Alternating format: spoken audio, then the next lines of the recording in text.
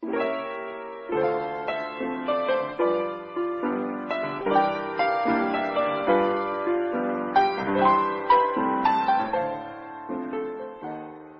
and welcome to the Old Time Radio Hour. I'm your host, Justine Ward. Each week we bring you a treat from the golden age of radio. Johnny Dollar was the last radio drama to stay on the air as radio changed to local markets and locally produced commercials took more and more time from the show. I have collected 3 fast-moving mysteries that will fit in 1 hour because they didn't have station ID or commercials already in them. First, we have Johnny following an embezzler to Hollywood.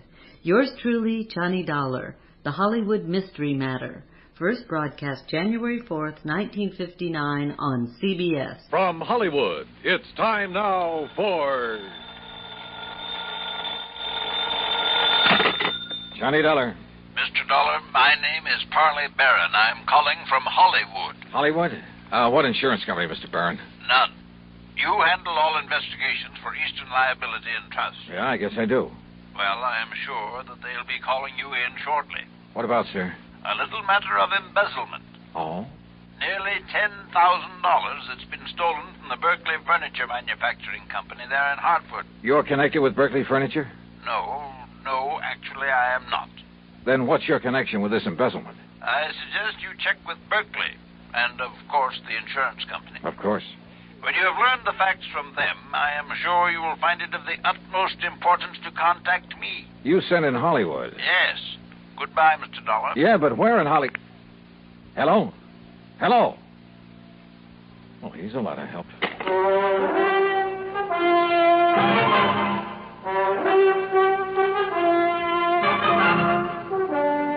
Bob Bailey in the exciting adventures of the man with the action-packed expense account. America's fabulous freelance insurance investigator. Yours truly, Johnny Dollar.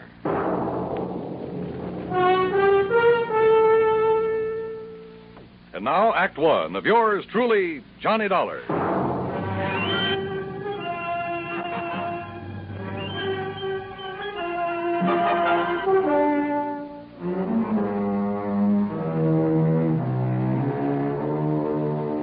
Expense account submitted by Special Investigator Johnny Dollar to the Eastern Liability and Trust Company, Home Office, Hartford, Connecticut. Following is an account of expenses incurred during my investigation of the Hollywood Mystery Matter. Expense account item 1, 10 cents for a phone call to Hal Speidel, who's my regular contact at Eastern Liability and Trust. Well, hi, Johnny. Nice to talk to you again. Yeah, nice to talk to you, Hal. Listen, have you received a report of loss from the Berkeley Furniture Manufacturing Company? Well, they're a client of ours, but no. What makes you ask a thing like that? A phone call I just got. They called you direct? Well, somebody did. A man by the name of Parley. Wait a second. Yes, Miss Turner. Who? Hold everything, Johnny. I'm holding. Hey, what did you say? When? We'll find out how much. Johnny. Yeah? You've got an assignment, boy, and it's Berkeley Furniture Manufacturing Company. Embezzlement? Yes. 10,000? But how you found out about it? Listen, they just found out about it themselves, so get on over there and see what goes, will you? Hal, will do.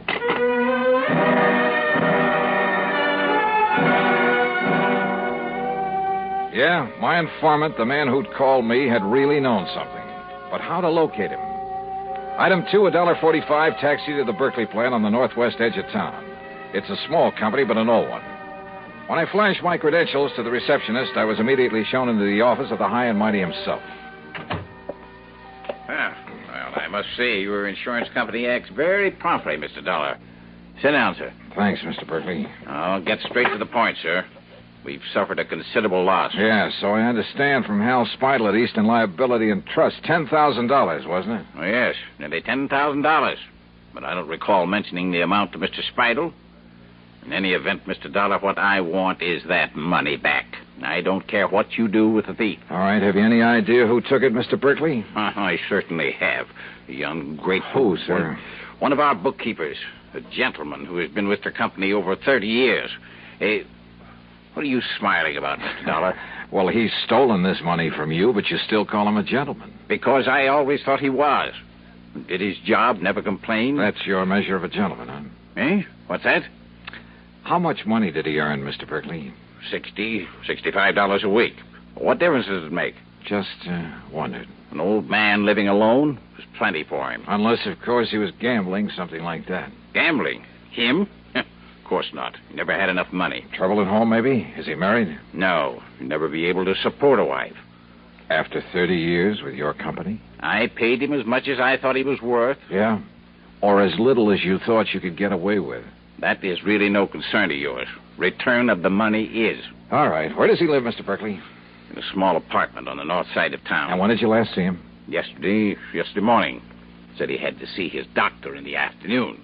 Yes, it's against my usual practice, but I let him off. Mm-hmm. But, of course, you decided to dock his pay. Naturally. I have to keep discipline in a place like this. Oh, sure.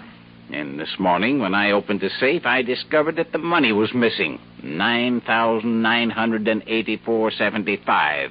The cash that we had on hand for emergencies. I also discovered that he hadn't come to the office. So I phoned his apartment. And?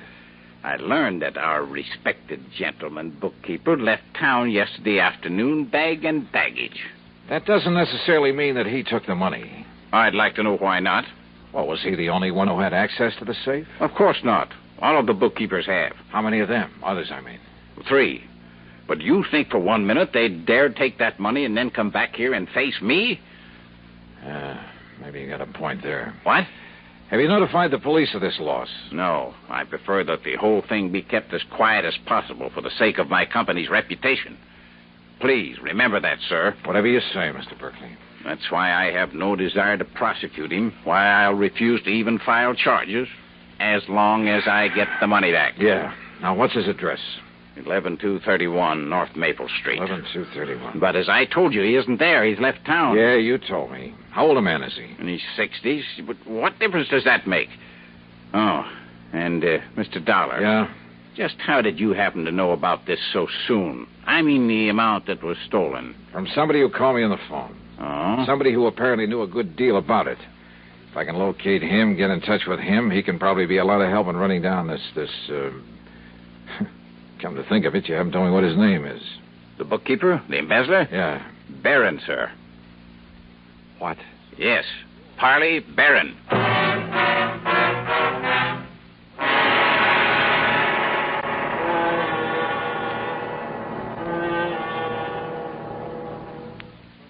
Act 2 of yours truly, Johnny Dollar, in a moment. And now, Act 2 of yours truly, Johnny Dollar, and the Hollywood Mystery Matter.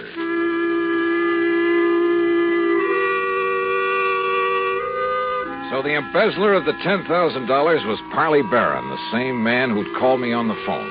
Apparently called me before the company even knew the money was missing. And he'd had the audacity to inform me that I should contact him. Yeah, somewhere in Hollywood. Which is like saying the needle is somewhere in the haystack. Item 3, $250 for a taxi to the little apartment house on North Maple Street.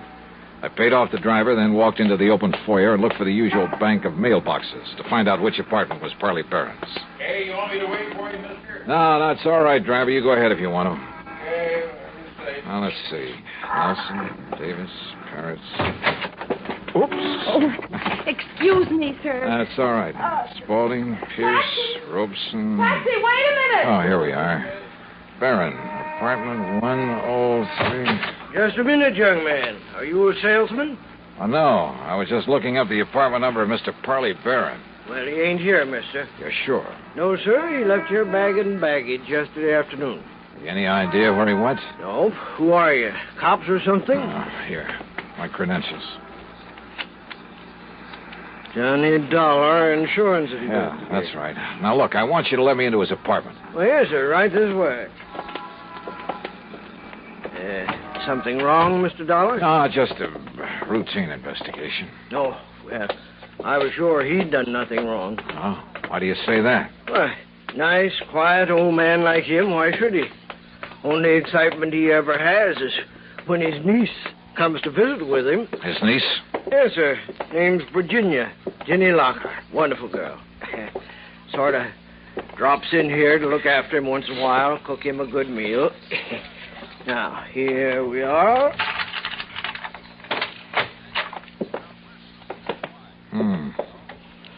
Well, it sure looks like he left in a hurry. Closet's open, doors pulled out. Where can I find this niece you mentioned? Why, didn't you see her when you just came in? That girl who bumped into me down in the lobby, that was Jenny Lockhart? Well, it must have been. Guess she dropped in for a visit with her uncle, found him gone, and then lit out again. And I didn't have sense enough to get a good look at her. Well, now, here's a picture of her, mister. Sent it to him from her vacation last winter. Vacation, huh? Blue sky and palm trees. Down in Hollywood, I understand. Is that where she's headed for now? Well, now you got me there. Wait a minute. Yeah? What's that you picked up, mister? Well, it's a note, I guess. Yeah, it's addressed to her. Ginny, my dear. The doctor you had me see has finally told me the truth. Is this his handwriting? Yeah, that's his, all right. He's finally told me the truth. I have less than a week to live. Oh, my.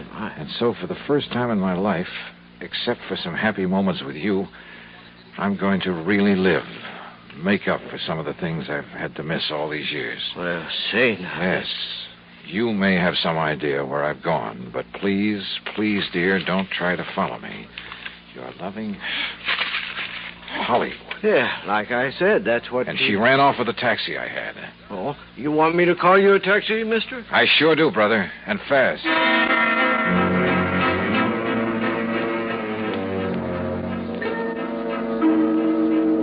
Item 4, $7.50 for a trip to the airport that should have got the cabbie locked up for life. We ran every stoplight along the way. So what happened? I got there just in time to see a plane taking off. And the man at the ticket counter politely informed me that Virginia Lockhart was among the passengers headed for New York. And where would she go from there? Hollywood. I'd bet my last nickel on it. Yeah, and she could lead me to the man I was after. I checked the schedules of all the airlines leaving New York. If I took the next plane out of Hartford, I could barely make a flight out of New York to the West Coast. In other words, Hollywood.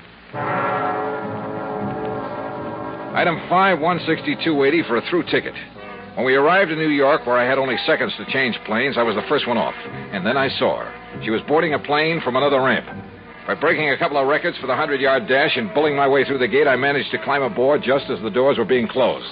A quick flash at my credentials kept the stewardess from throwing me off, and in a couple of minutes we were airborne. Now, I guess we'd better make some arrangement about your ticket, sir. Huh? Tickets? Yes, sir. Oh, no, here, I already have it. Here you are. Oh, thank you. I'll just... Mr. Dollar? Yeah? I'm sorry, but this ticket is for Los Angeles. Well, sure, that's where I'm going. Well, not on this plane, I'm afraid. Huh? This is a non-stop flight to Miami. What?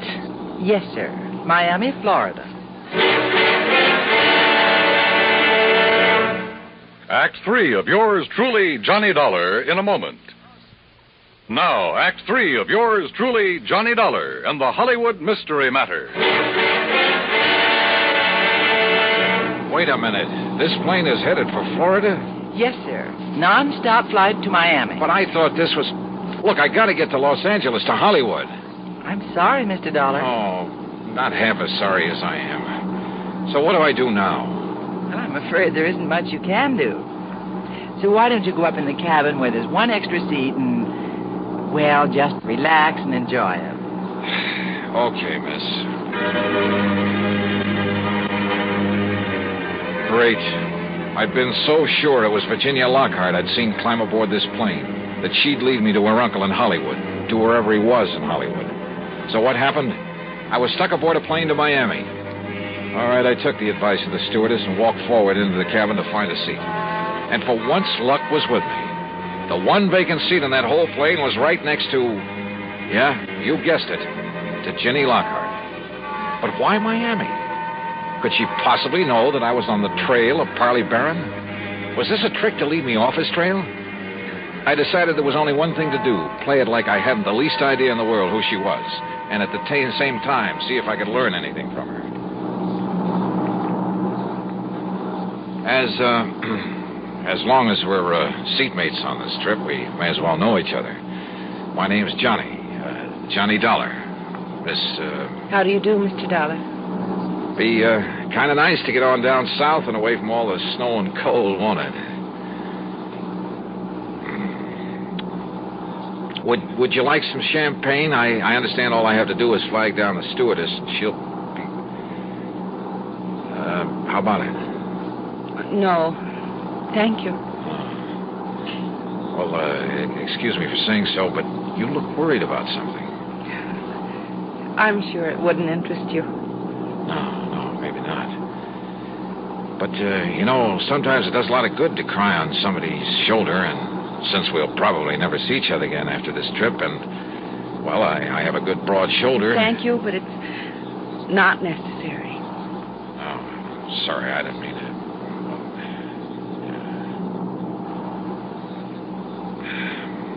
Going down to Florida for a vacation? No.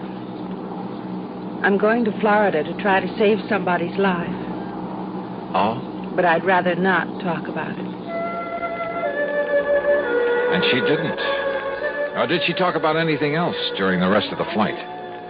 As we came into Miami, I decided the only thing I could do was transfer to a plane for Los Angeles and hope for the best. But she was my only real lead to Parley Barron. And if I left her here and went on to Hollywood. So I changed my mind. I decided to stay with her. Item 6, $9 even for a taxi that followed hers out of Miami Airport, then headed north. And where do we end up? Hollywood. Hollywood, Florida. Hollywood by the sea. And the Diplomat Hotel. I watched her make inquiries at the desk, heard the clerk tell her room 716. I managed to get an elevator before she did. By the time she reached the door of 716 and raised her hand to knock, I was standing right beside her. Mr. Johnny Dollar, what are you doing here? I've been following you, Ginny.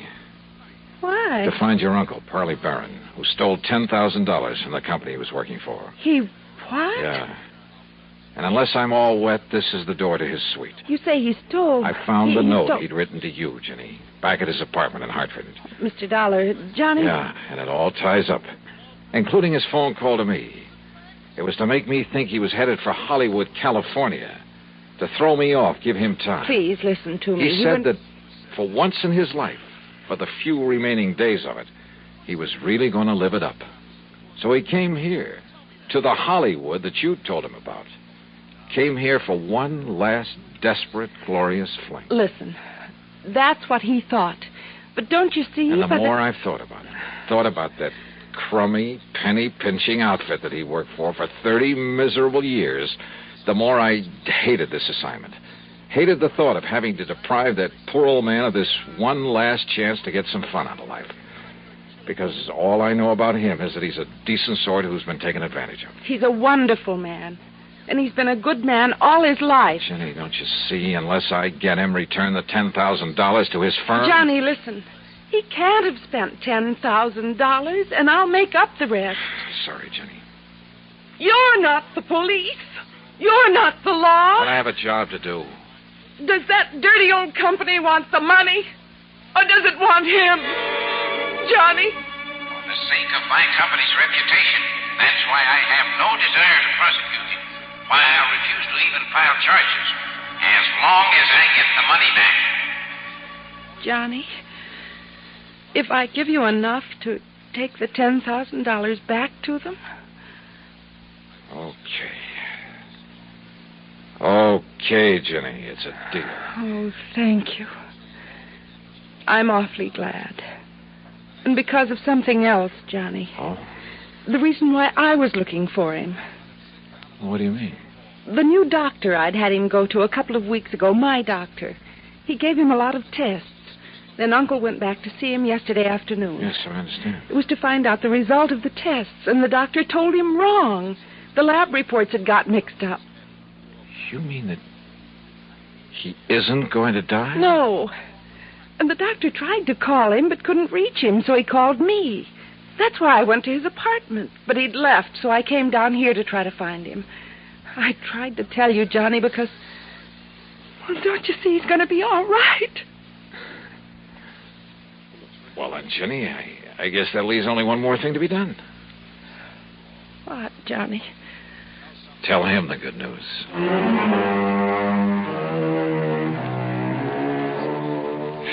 Oh, I don't know. Maybe I'm just a sucker for a good-looking girl. And maybe this makes me an accessory to the crime. But you know something? And you can blame it on the holiday season, anything you like. I don't care. Expense account total, including the trip back to Hartford. Well, a happy new year to you, too. Yours truly, Johnny Dollar.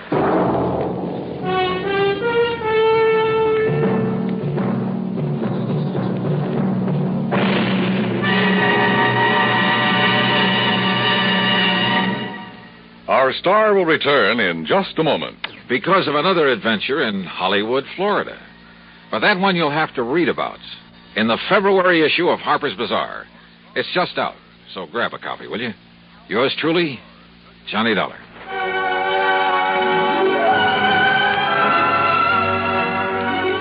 Yours truly, Johnny Dollar, starring Bob Bailey, originates in Hollywood and is written, produced, and directed by Jack Johnstone. Heard in our cast were Virginia Gregg, Gene Tatum, Harley Bear, Forrest Lewis, Junius Matthews, and Frank Gerstle. Be sure to join us next week, same time and station, for another exciting story of yours truly, Johnny Dollar. This is Dan Cubberly speaking. Gunsmoke rises today on the CBS Radio Network. This is the Old Time Radio Hour with your host, Justine Ward. Next, Johnny investigates a hunting incident at a remote lodge. Yours truly, Johnny Dollar, The Hapless Hunter Matter. First broadcast December 8th, 1957 on CBS. Johnny Dollar. Jerry Holland, Johnny. Tri-Mutual Insurance Limited. Oh, sure, Jerry. How are you? The name Curtis Randall mean anything to you? The banker here in Hartford? That's the one. He's also one of our big policy holders. At least he was. Oh, what's happened to him? Day before yesterday. He and a friend of his, a fellow named Byron Peters. They went deer hunting over near Kingman, New York. And? They hired some old character in the neighborhood to act as guide. Randall and Peters didn't know it, but the old goat was an alcoholic. So what happened? At the end of the day's hunt, they raised Cain with Curly because he hadn't found them a deer. Curly, the name of the guide, huh? Yeah. They had a big argument. Over $500,000. 100. Wow. Who's Randall's beneficiary? His hunting companion, Peters. Peters? No wonder you want me to investigate. Johnny. Only this one looks too easy. Wait, Johnny. I'll be right over.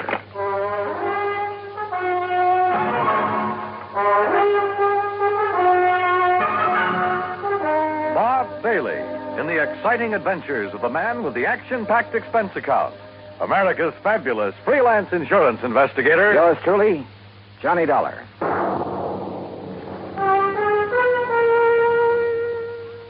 And now, Act One of yours truly, Johnny Dollar.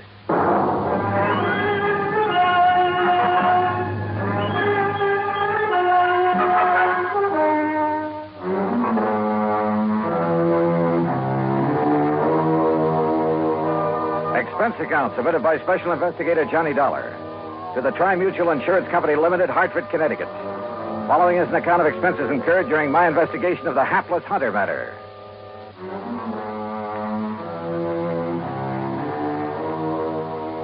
Expense account item 1, 95 cents for a taxi across town to Tri-Mutual in the office of Jerry Holland.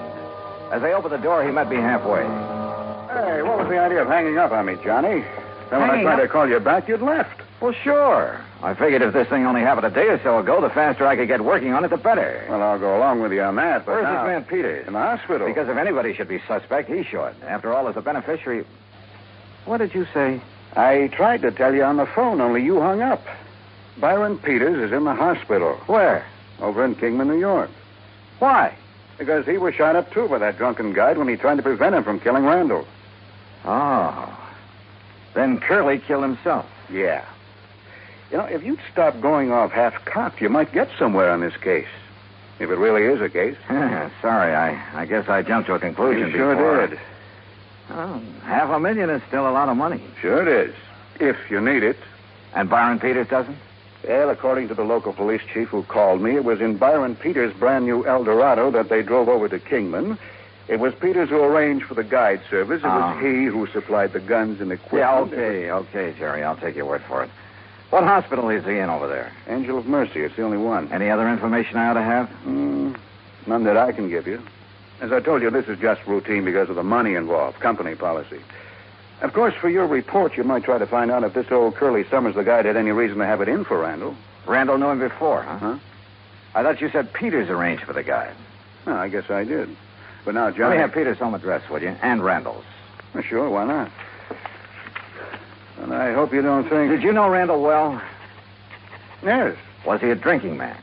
Oh, one martini before dinner, that's all. There you are. Why? How about Peters? Oh, I don't know. What difference would it make? Oh, just wondered. Don't kid me, Johnny. You've got something up your sleeve. Why, Come Jerry. on now, what is it? You know something about these people that I don't? Not a thing, so help me.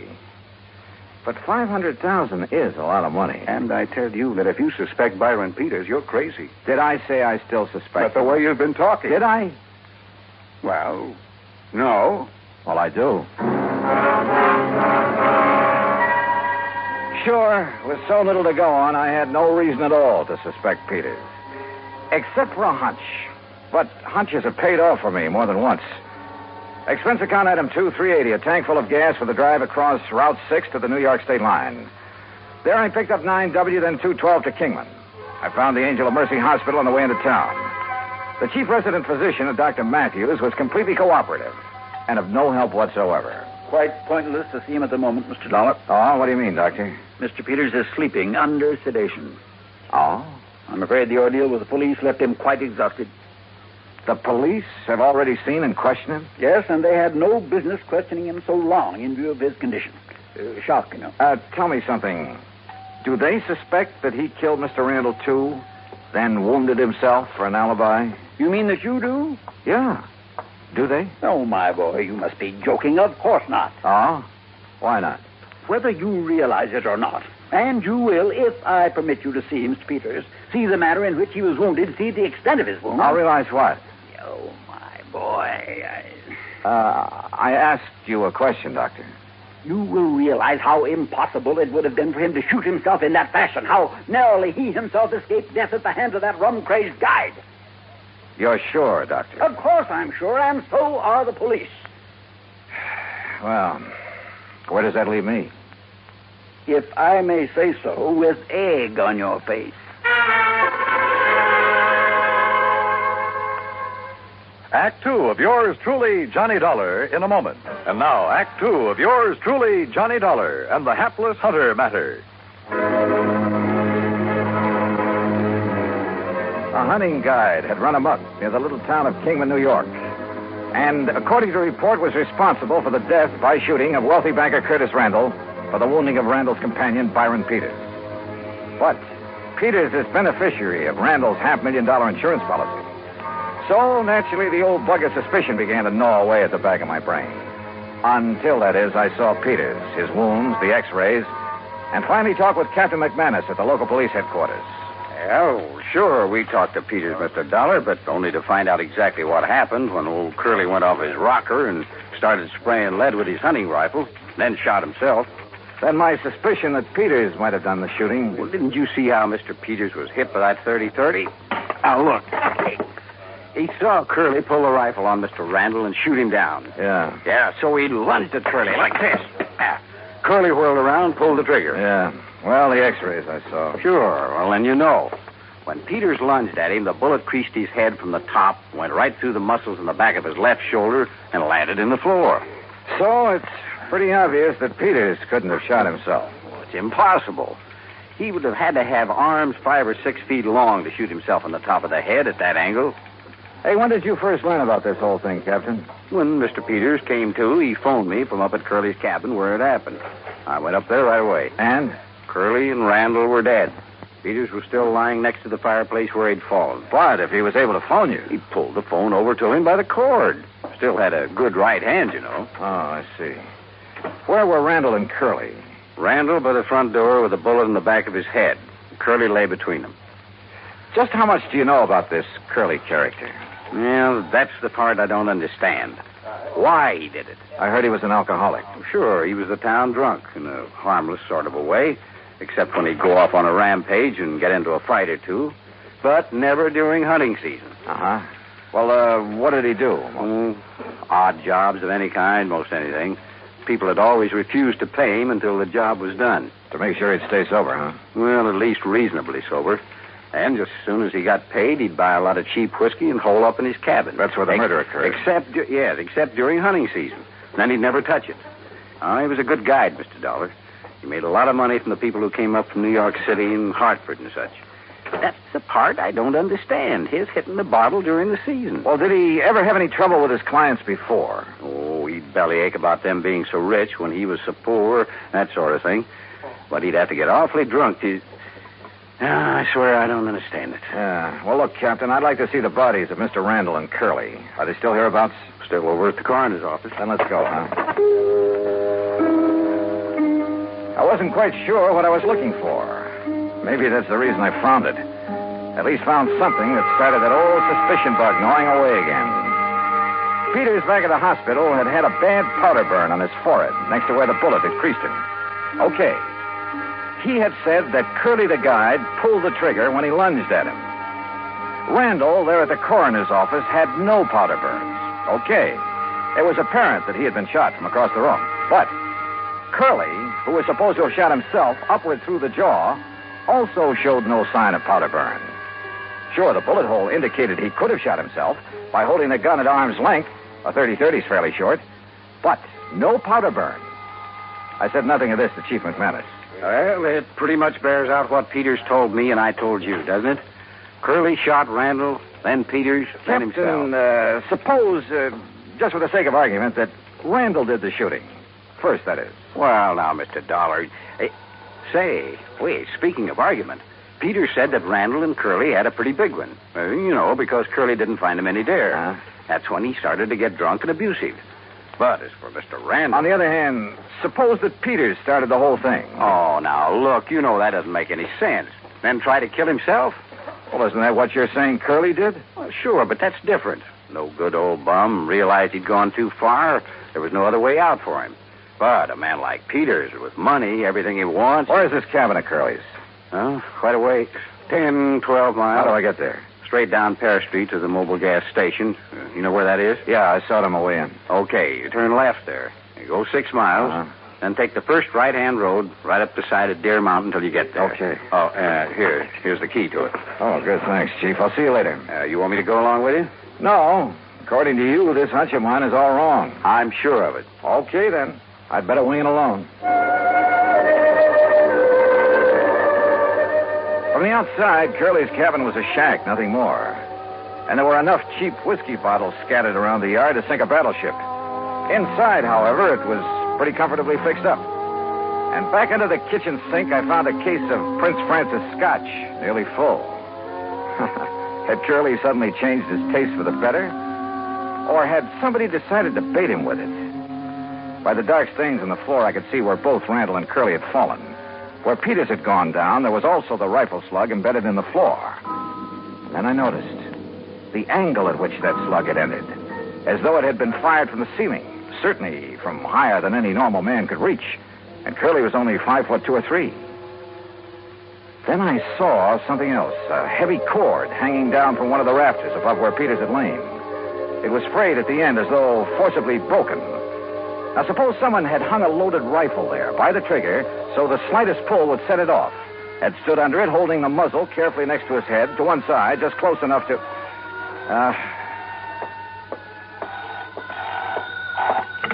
Yeah, hello. Mr. Dollar? Captain? Yeah, listen. Now, you may be right, though I still don't see how you can be. What do you mean? Look, I've got Dr. Matthews at the hospital here on this party line. You still there, Doc? Right here, Chief. Well, then you better tell Mr. Dollar. Well, it's about Mr. Peters. Yeah? He's left. Left? I thought you had him under sedation. I guess it didn't take hold the way I thought it would. Well, what happened? Well, he woke up and asked me who it was that had been here to see him while he was drowsy. Did you tell him who I was? Yes, then he seemed to drop off again, so I left him. A few minutes later, I heard his big fancy car pulling away. Doctor. I went back to his room and he was gone. Doctor. Listen, Dollar. Yeah, Chief. I don't know what it means any more than you do. But if I was you, I would get away from that isolated cabin. You see what I mean? Dollar? Sure, Chief. I'll leave right away. That was very smart, Dollar. Byron Peters? That's right. Byron Peters.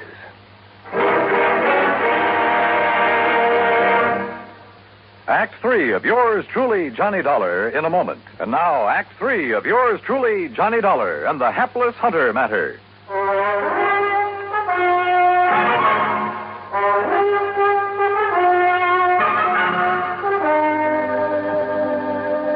So you weren't as badly hurt by that bullet as you pretended. That's right, Dollar. Does that help bear out your absurd suspicions about me?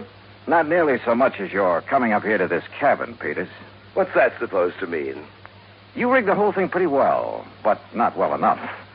Why you wanted to get rid of Curtis Randall, I don't know. You're out of your mind. Randall was a friend of mine. You must have had some reason for killing him. Curly Summers murdered Kurt. We had a big argument because he hadn't found us any game. The only reason it got out of hand was because Curly was drunk.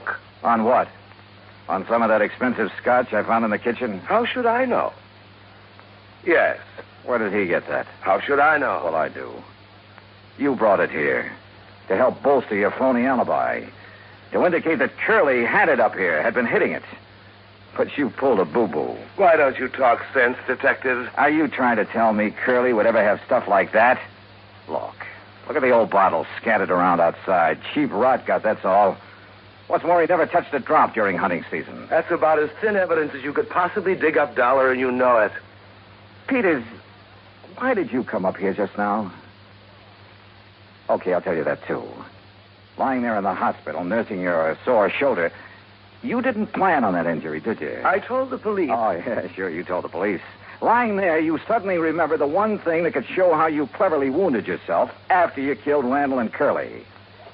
That piece of cord up on the rafter, where you hung Curly's gun up by the trigger. Dollar. You aimed it carefully along the side of your head, then yanked on it to set it off. Dangerous, but a great alibi. I told the police, the doctor. Curly pulled that trigger when I lunged at him, struggled with him. Little Curly held that gun high enough so the bullet would crease your head from above? I was bent over, lunging at him. Then enter the floor from up here where this cord is hanging? You're pretty smart, aren't you, Dollar?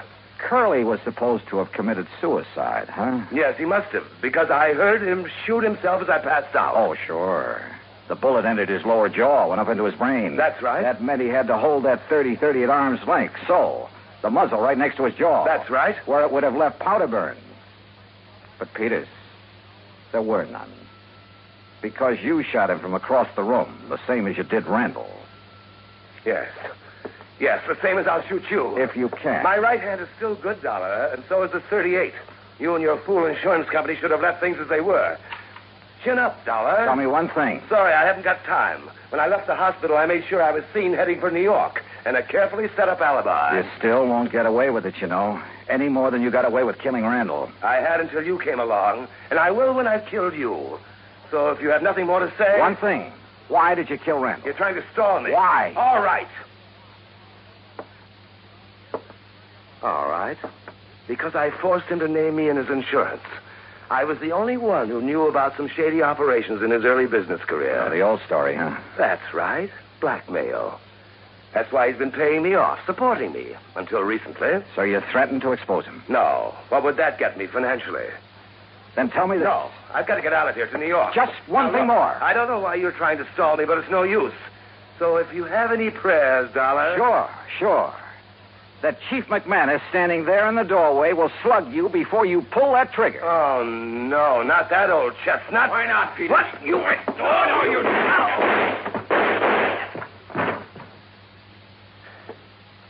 Doggone it, Dollar. I thought I told you on the phone to get out of here.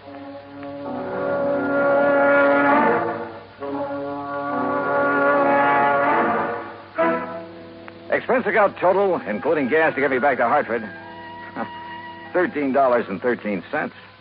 Remarks? Why? Why don't they ever learn?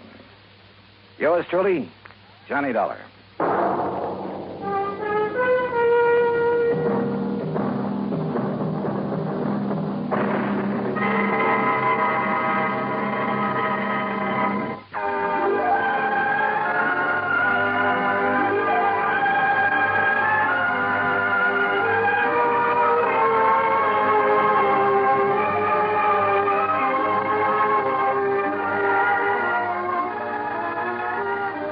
This is the United States Armed Forces Radio and Television Service.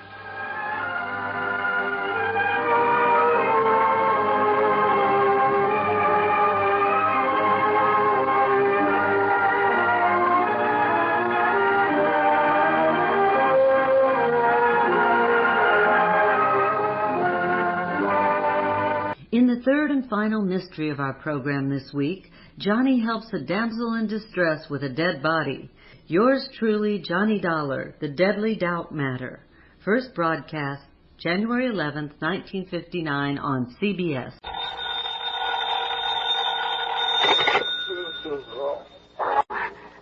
Johnny Dollar. This is Carol Carson, Mr. Dollar. Oh?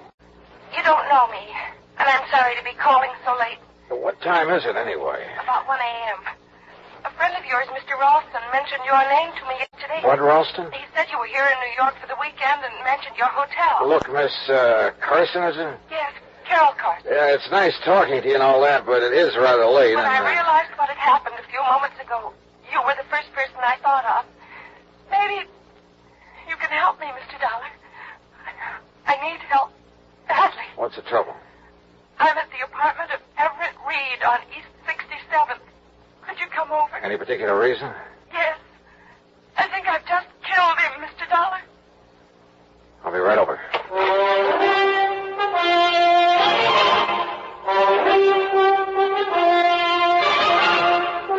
Bob Bailey in the exciting adventures of the man with the action-packed expense account.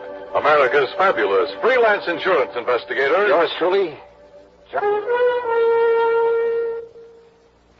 And now, Act One of yours truly, Johnny Dollar.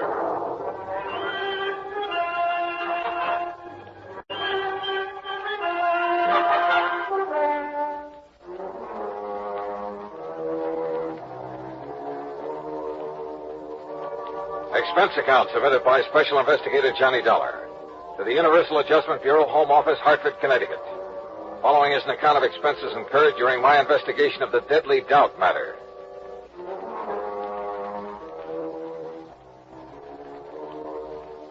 Expense account item 1, $1.80, cab from my hotel to the apartment of Everett Reed on East 67th. Carol Carson was waiting for me at the door. She looked sort of dazed as she pointed to a body on the floor. He's dead, Mr. Dollar.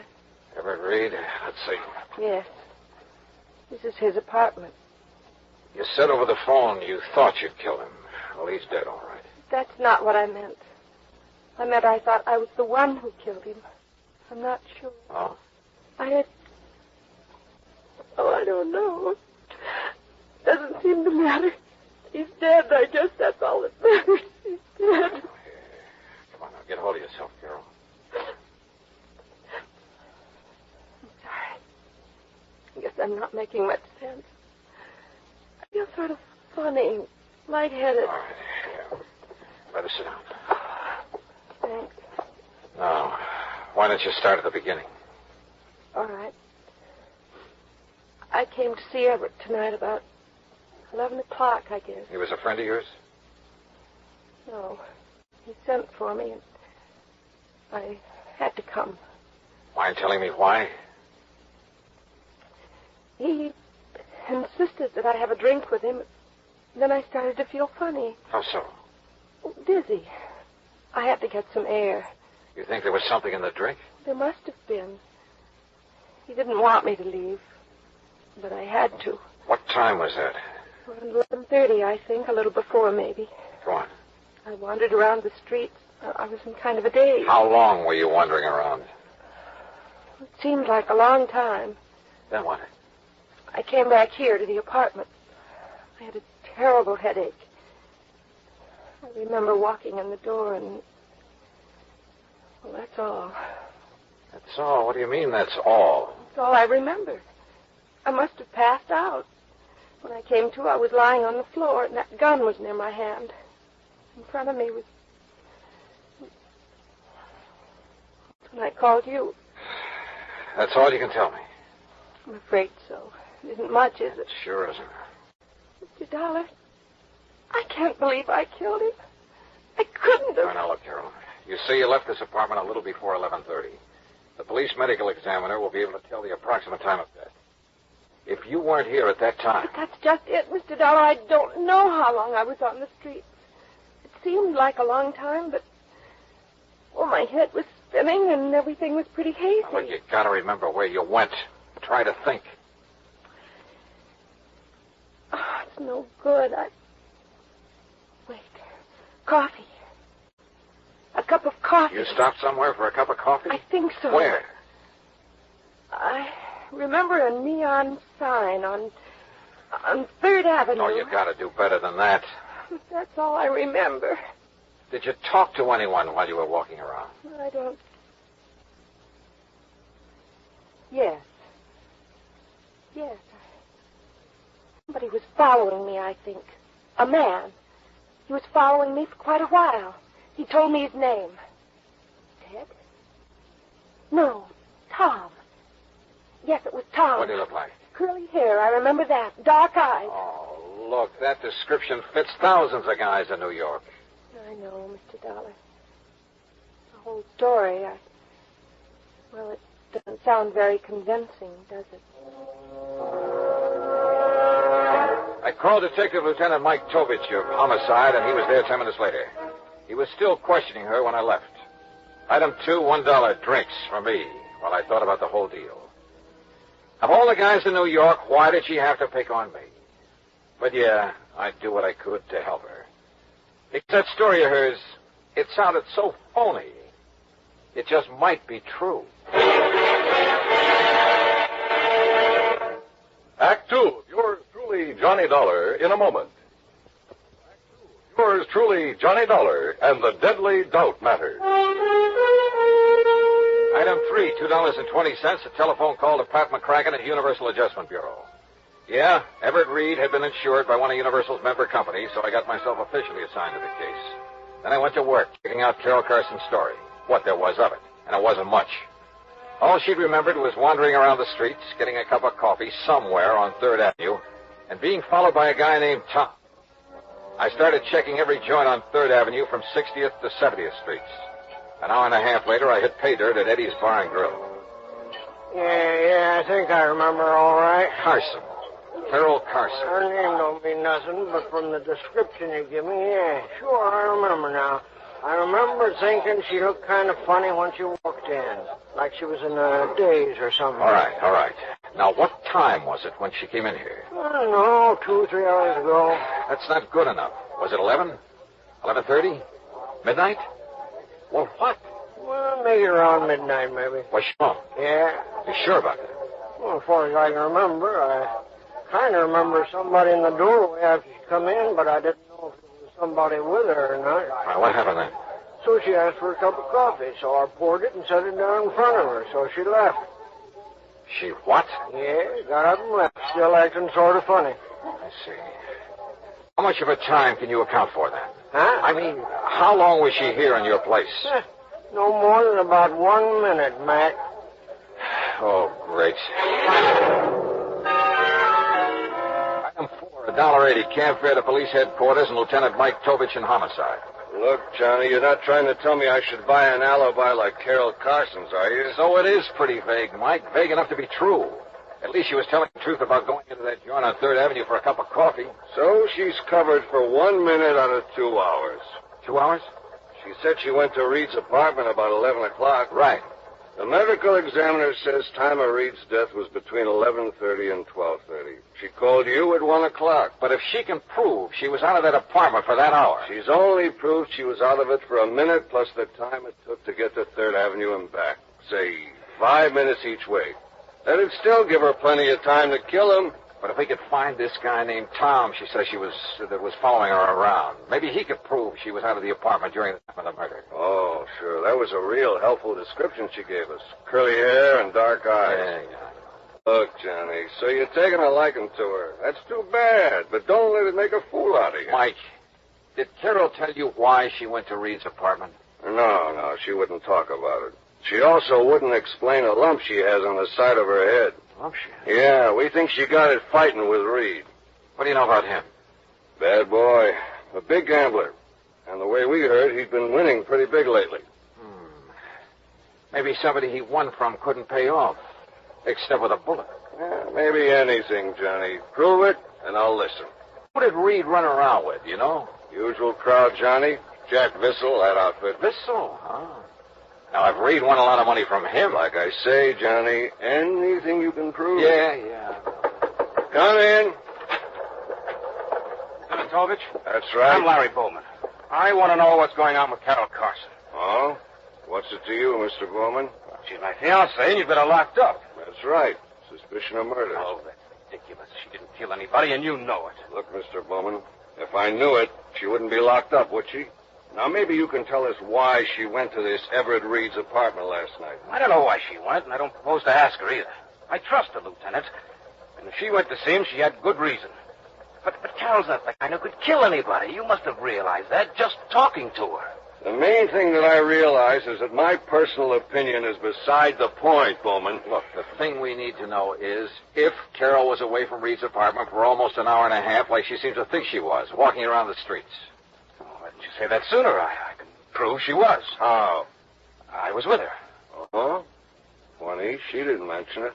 She was probably confused. You sure you're not the one who was confused? Now, look, I tell you, I was with her. Okay. Where were you? On the street. What street? Well, I don't remember. 68th Street, I think. That's not the street Carol says she was on. As I say, she was probably confused. Where'd you go? To a bar. What'd you have to drink? Oh, Carol, too? Well, sure, why not? Oh, you're fighting a losing battle, Bowen. Carol says she had a cup of coffee on 3rd Avenue and that a guy named Tom was following her. Now, listen, You told us enough, Bowman. I can't blame you too much for trying, I guess, but it won't work. You weren't with Carol, and you know it. I know she didn't kill him. You mean you hope she didn't? When it comes to knowing, right now every bit of evidence we got says she did, and we've got nothing that says she didn't.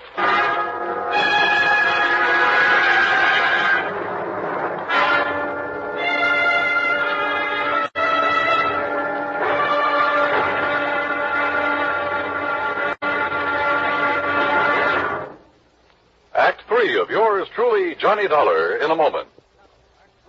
Yours truly, Johnny Dollar, and the Deadly Doubt Matter.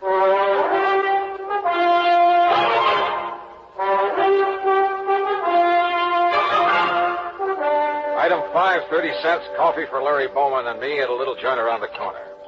Lieutenant Tobich can talk about evidence until he's blue in the face, Dollar. Carol's not a killer. You prove that, and Tobich will be the first to listen.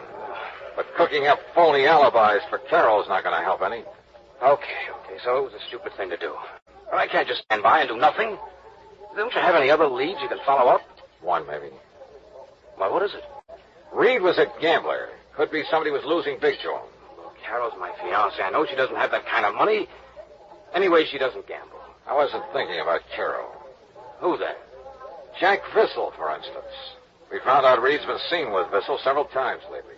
Well, you gonna question him about it? I may as well. After all, at this point, we got nothing to lose.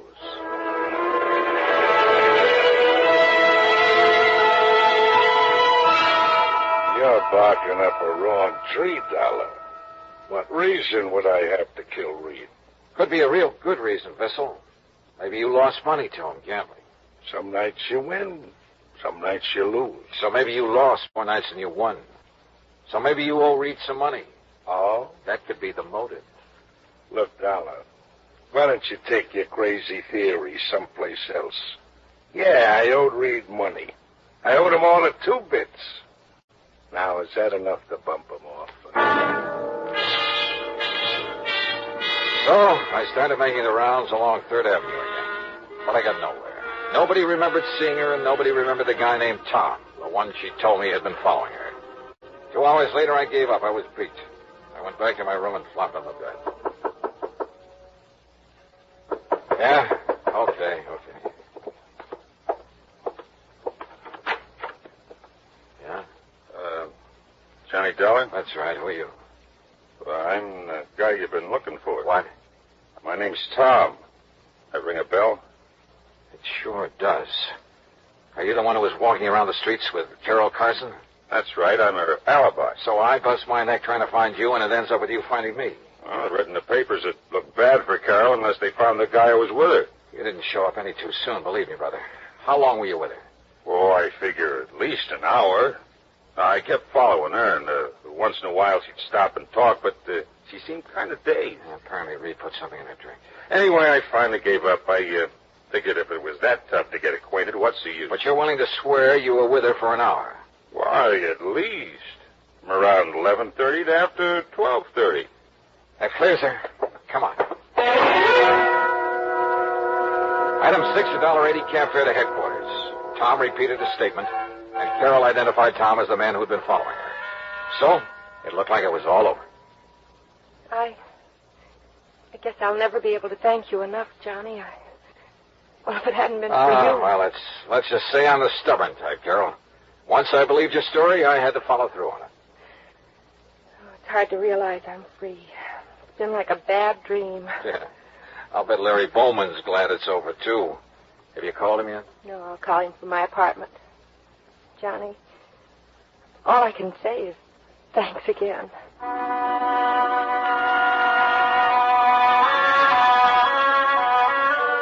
Carol took a cab to her apartment. I started back into the building, and then, out of the corner of my eye, I spotted another cab pulling away from the curb, following Carol's. And it was Tom. I figured I'd better join that procession. I tagged along to Carol's apartment. Inside, I could hear voices. The door was unlocked. Carol was in the process of handing over some money to Tom. Johnny! Yeah. Looks like I got here just in time to witness the payoff. So you bought yourself an alibi, Carol. No. Now, look, Dollar. You better stay out of it. Carol, I gotta hand it to you. You really had me fooled. Well, you don't understand, Johnny. Don't be a sucker, Dollar. Cut yourself in on the pie. I'm willing to have a partner. What are you talking about? Well, last night when I followed Carol back to Reed's apartment, just as I was leaving, I spotted somebody coming down the fire escape. I followed him, found who he was and where he lived. Then when the story came out in the papers, I realized I knew who the killer was. So I figured I could make some dough out of it. But not as long as Carol was in jail. Johnny, just now when he wanted money to keep him from telling the police, I didn't know what to do. I thought if I gave him what I had, it would keep him satisfied until I could figure... Larry! No! I spun around, but it was too late. I kicked the open door. It struck Larry's arm, deflected his shot. Before he could shoot again, I nailed him.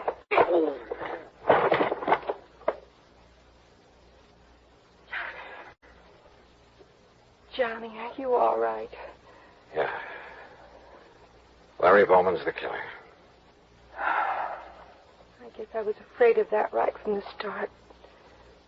You see, Larry'd been gambling with Reed and losing to him. I tried to make him stop, but he wouldn't. Finally, he lost more than he could pay. So you went to Reed's apartment to try and square it, huh? Reed told me maybe something could be worked out. When he put something in my drink, I realized what he meant.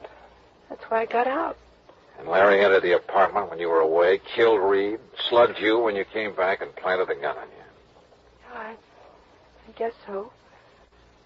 I wasn't sure until Tom told me he'd seen Larry climb down that fire escape. At first, I just couldn't believe that Larry would... How do you figure a thing like that, Johnny? How do you figure it?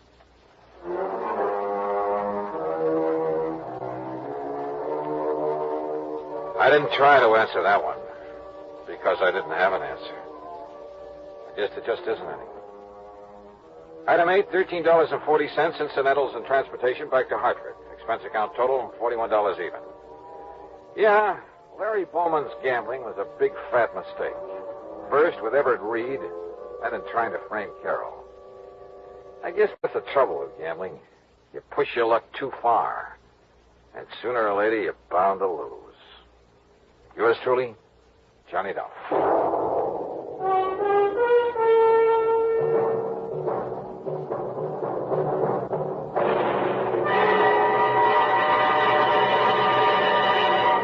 Our star will return in just a moment. Now, here is our star to tell you about next week's story. Next week, a doting dowager who sets me out on the wildest case I ever handled. Join us, won't you? Yours truly, Johnny Dollar.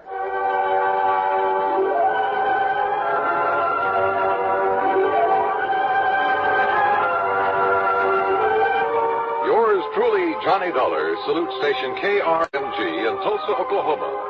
KRMG is our newest affiliate station and serves nearly 1 million families in the Southwest. Yours truly, Johnny Dollar, starring Bob Bailey, is produced and directed by Jack Johnstone. Today's story was written by Robert Stanley. Heard in the cast were Virginia Gregg, Junius Matthews, Paul Duboff, James McCallion, Alan Reed, and Frank Gerstle. Join us next week for another exciting story of yours truly, Johnny Dollar. This is Dan Coverly speaking. The Old Time Radio Hour broadcasts weekly over the World Wide Web with over 500,000 downloads. You can subscribe at no charge through Apple Podcasts, Podbean, or RSS. Thank you for listening. We hope you can join us again next week for another hour of classic radio entertainment. Until then, this is your host, Justine Ward, saying so long for a while.